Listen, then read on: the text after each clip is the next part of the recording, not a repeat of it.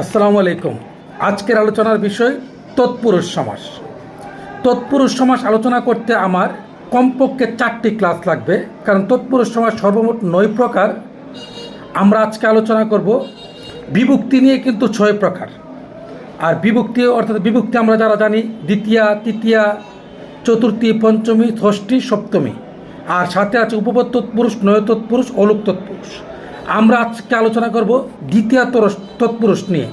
দ্বিতীয়া তৎপুরুষ আমরা জানি দ্বিতীয়া মানে কি কে রে, তাহলে আমরা বই পড়া, সমস্ত পদ হলো বই পড়া। যদি আমাকে বেশ বাক্য করি বইকে পড়া, কে আছে, তাহলে আমরা বুঝে নিতে পারি এটা দ্বিতীয়া তৎপুরুষ সমাস। ছুরির আঘাত, তাহলে ছুরি দিয়ে আঘাত, ছুরিকে আঘাত, তাহলে ছুরি দ্বারা আঘাত, তাইলে দিয়ে বা দ্বারা হইলে কি তৃতীয়া তৎপুরুষ। আর আমরা যদি দ্বিতীয় তৎপুরুষ আলোচনা করি, দ্বিতীয় তৎপুরুষে কিছু লক্ষণ আছে, এই লক্ষণগুলো যদি থাকে আমরা বুঝে নেব দ্বিতীয় তৎপুরুষ। পণ্য শব্দের শেষে প্রাপ্ত, গত, অতীত, আশ্রিত, সংক্রান্ত।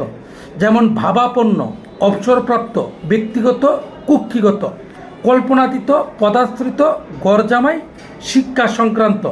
এই শব্দগুলো আরও অনেক শব্দ আছে, সবগুলো শেষে সংক্রান্ত, আশ্রিত, অতীত, গত, প্রাপ্তপন্ন থাকবে, এটা দ্বিতীয় তৎপুরুষ।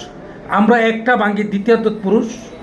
দ্বিতীয় তৎপুরুষটি কিন্তু আমরা কর্ম তৎপুরুষও বলতে পারি, যেমন কর্ম থাকবে এবং ক্রিয়া থাকবে। আর ক্রিয়াকে কি বা কাকে দ্বারা প্রশ্ন করলে কিন্তু আমরা কর্ম পাই। যেমন আমরা বললাম বইকে পড়া, পড়া হলে ক্রিয়া, ক্রিয়াকে প্রশ্ন করে কি পড়া, বই পড়া, তাহলে কিন্তু কর্ম।